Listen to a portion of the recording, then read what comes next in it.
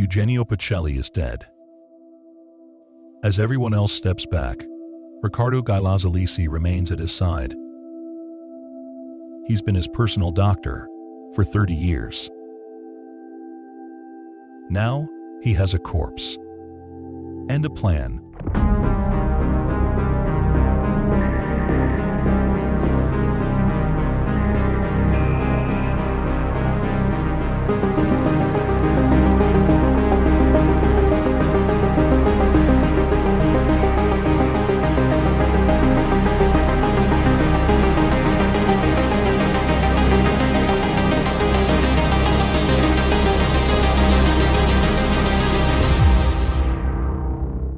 Riccardo and Eugenio, alone again, in this strange intimacy. Just like at the beginning, before the papacy, before the titles, before the doubts. No one is trying to take Pacelli from Riccardo anymore. Outside Castel Gandolfo, the Pope's summer residence, no one is talking yet about Pius XII's silence during the war. Everyone remembers only his moral rigor, Nazi-occupied Rome, and the Pope, who stood alone in its defense, while every other political and civil authority had already disappeared. They remember the convents that sheltered refugees. No one dares to think about the condemnations he never voiced, or the words he never spoke. The questions will come later. The posthumous trials, the fall from the pedestal. But not now. Eugenio Pacelli dies with a reputation for holiness.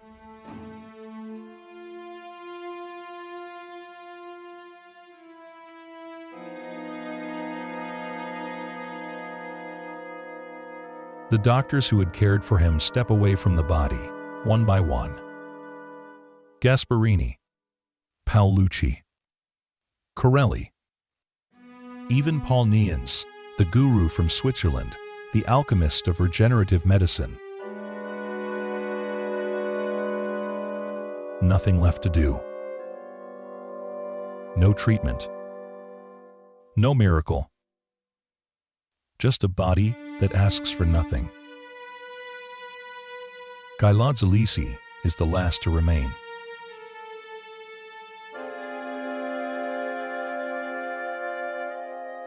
The only one in his inner circle whose official title has not yet expired.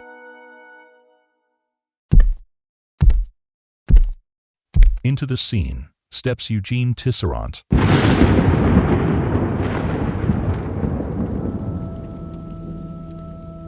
This 74-year-old French cardinal has the build of an old brown bear. A white beard pulls his face into an exaggerated length. His gaze seems to walk through people.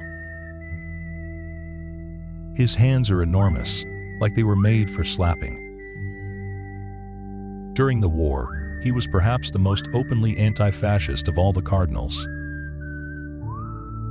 One report he wrote sparked a suspicion, still hard to dispel, that Pope Pius XI, Eugenio Pacelli's predecessor, was murdered, just as he was about to excommunicate Benito Mussolini. Of all the cardinals, he was the one who urged Eugenio Pacelli most forcefully to publicly condemn Nazism and fascism. Years later, Yad Vashem in Jerusalem would honor him as righteous among the nations, for risking his life to save Jews from deportation and death. Now he serves as Dean of the College of Cardinals. From this moment until the election of a new pope, he holds all the power.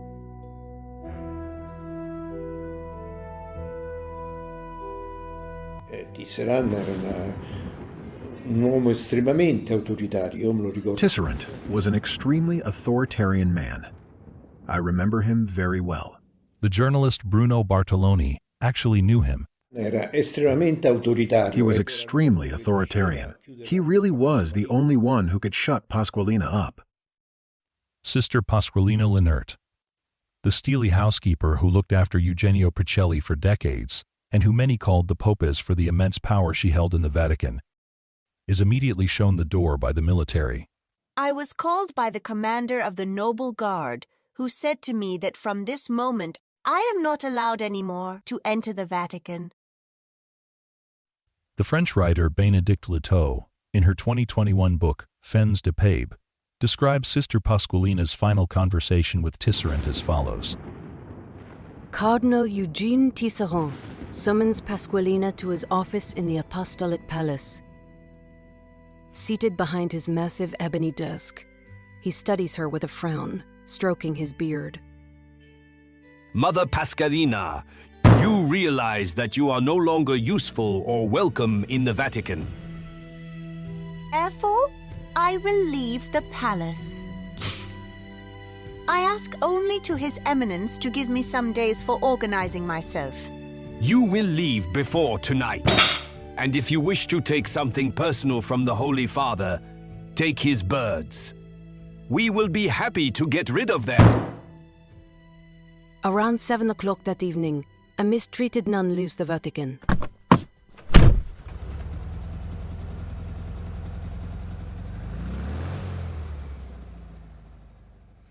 Quando Tisserant alla fine scopre gli altarini, When Tisserant finally lifts the lid on things, he decides to throw everyone out, and so he does. For Tisserant, everything had to be cleaned out.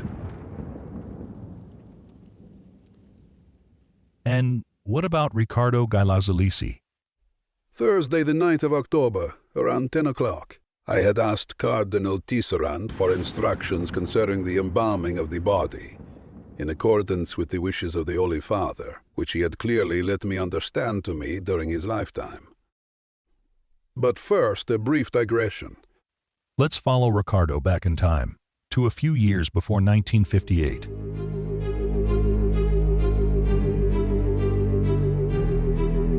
Over the previous years, the Holy Father had shown interest in the research I was conducting with Professor Nuzzi on the possibility of preserving human tissues and organs.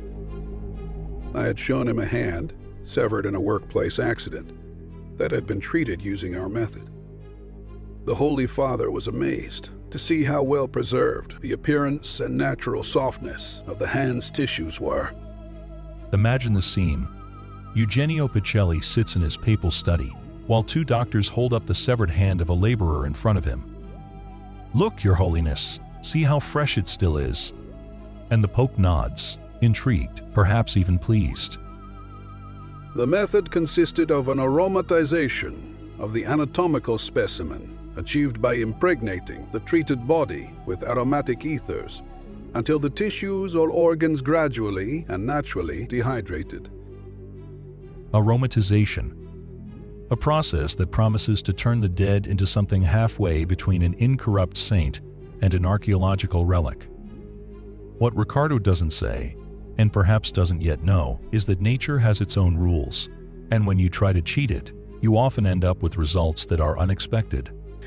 It was then that we spoke about the other methods used to preserve corpses. He made it very clear to me how horrified and disgusted he was by the idea that a human body could be opened, one might say tortured, even after death, simply to preserve it through brutal procedures that violated the body's physical integrity. Now, Eugenio had a problem with traditional embalming. He couldn't stand the idea that a body, especially his own, might be cut open. Because that's what thanatopraxy has involved for 7,000 years, since the time of the ancient Egyptians. The internal organs, which rot first, are removed. Only the shell remains. Eugenio called all of this torture, as if evisceration were an affront to human dignity, not simply the only known way to keep a preserved corpse from turning into a biological bomb. And Riccardo had an alternative.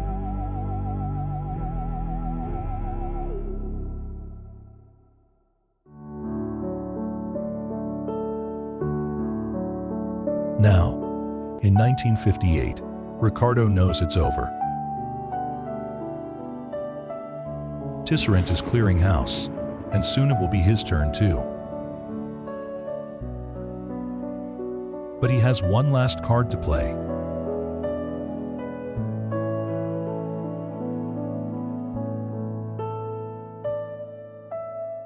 Eugenio's body must be treated. Not embalmed. Pacelli made that perfectly clear, but treated. And it won't be Riccardo's colleagues handling it. Not the knee hands, not the Gasparinis, gray doctors, timid, incapable of seeing beyond the protocols. He was something else. The shadow, the keeper of Eugenio. And now, he's hungry. Hungry to remain in history, next to his lifelong friend.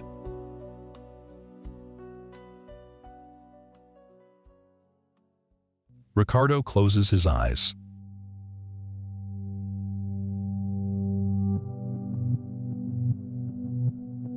The world disappears. The walls of Castel Gandolfo dissolve like mist, and he finds himself in the Vatican grottos. But not the ones he remembers, the future grottos. In front of him, a white marble tomb. Two sculpted figures lie side by side, eternally joined in stone. Eugenio Pacelli and Riccardo Galeazzi Lisi. Their hands touch lightly in the marble, like those of two saints. And here lie together Pope Pius XII and his faithful personal physician, Dr.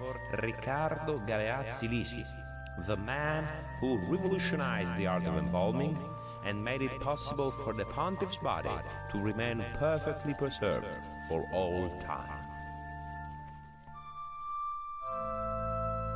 Riccardo sees visitors from all over the world kneeling before their shared tomb. Cardinals bow their heads. Scholars take reverent notes.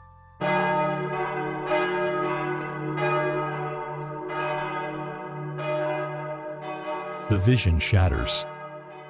Riccardo opens his eyes.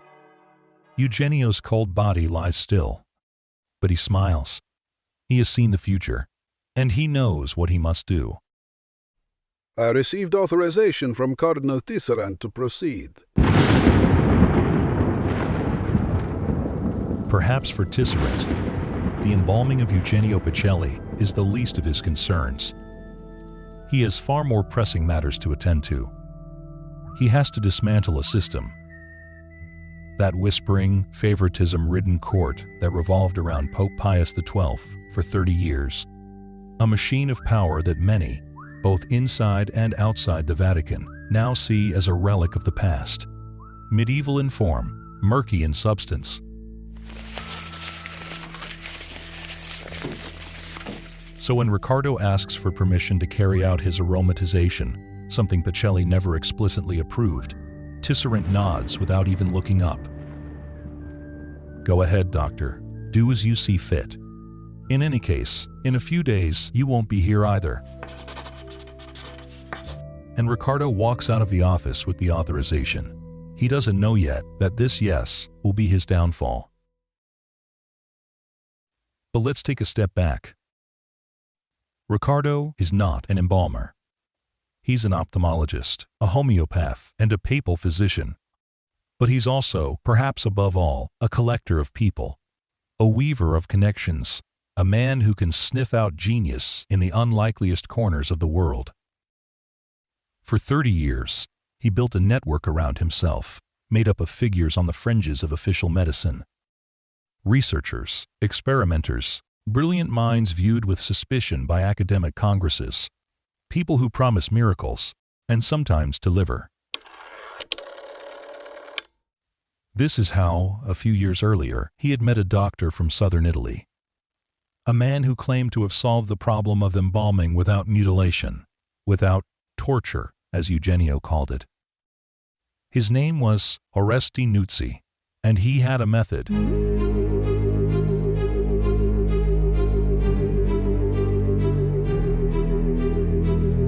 Oreste Nuzzi, born in the province of Benevento, not far from Naples, 6 years after Riccardo. At 20, begins experimenting with the preservation of organic bodies. But he's no ordinary doctor.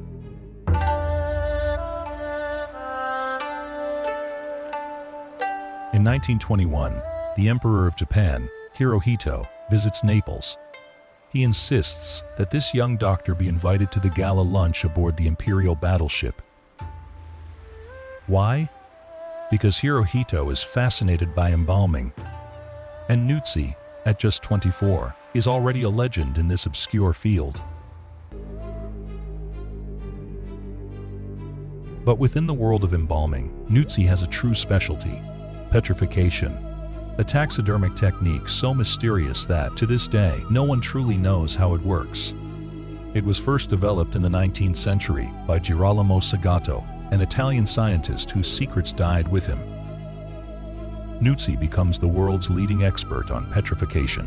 He even writes the entry on petrification for the Italian Medical Encyclopedia. But he keeps his own secrets to himself.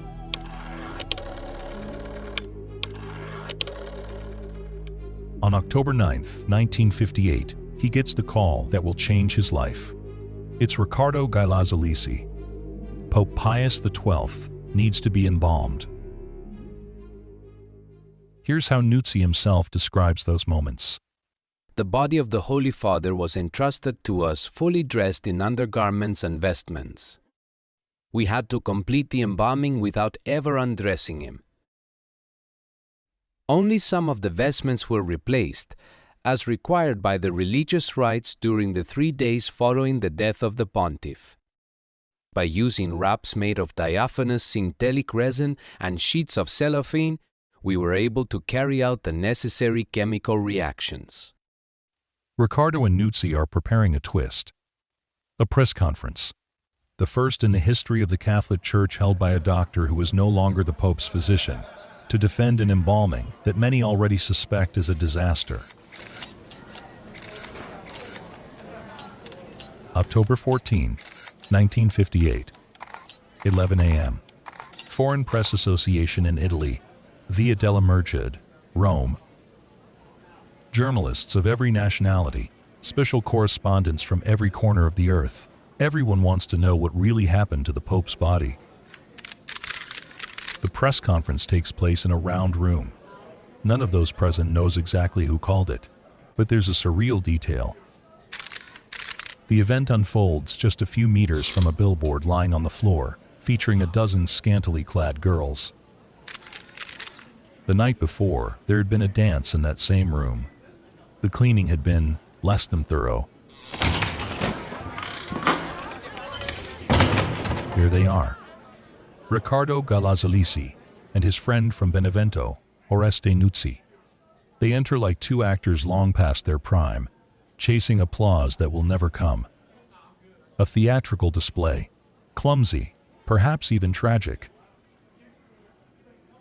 What's the principle behind the new embalming method that was tested on the Pope's body? The physical principle of osmosis using volatile resins with a high diffusive power. Essentially, these experiments recall the ancient Christian practice of embalming with essential oils and resins. It was in fact through this practice that the body of Jesus Christ was preserved from corruption before burial. Is it true that shortly after the embalming, the Pope's body showed signs of decomposition? As some journalists were able to observe from just 30 centimeters away, the body of Pius XII showed no signs of decomposition. Is it true that the Pope was given tranquilizers and sedatives that may have caused unexpected effects? No sedatives or tranquilizers of any kind were administered. There was simply no need for them. Why didn't you consult senior specialists from Rome's top clinics? When there's a dying patient, even one doctor is enough. But at the Pope's bedside, there were 4. Is it true that Professor Galeazzi Lisi is a specialist in ophthalmology? There it is. The question Riccardo has carried with him for 30 years. He's tried everything. He even found the genius from Benevento to embalm the Pope like Jesus Christ. But nothing worked. It always comes back to this: the ophthalmologist. In fact, I have 4 medical specialties: general medicine, homeopathy, hygiene, and ophthalmology. The flashes keep going off, but Riccardo doesn't see them anymore. He stares into the void, past the journalists, past the questions. Because right then, while he's defending himself and the revolutionary method of Dr. Nuzzi, while invoking Jesus Christ and volatile resins, something deeply troubling is happening to his friend Eugenio.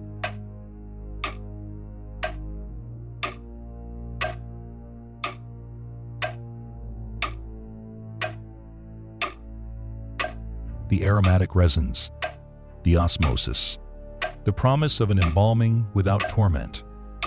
On paper, it all seemed perfect, but bodies have their own truth. And that truth is about to reveal itself in the cruelest possible way. The man who had promised to preserve the Pope's dignity in death is about to become the one history will remember as the man who blew up the Pope. But that's a story for the next episode. The one where everything blows up. Literally.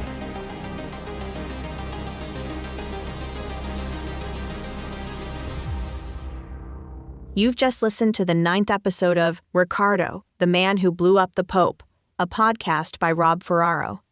Produced in association with Vittoria Ursi.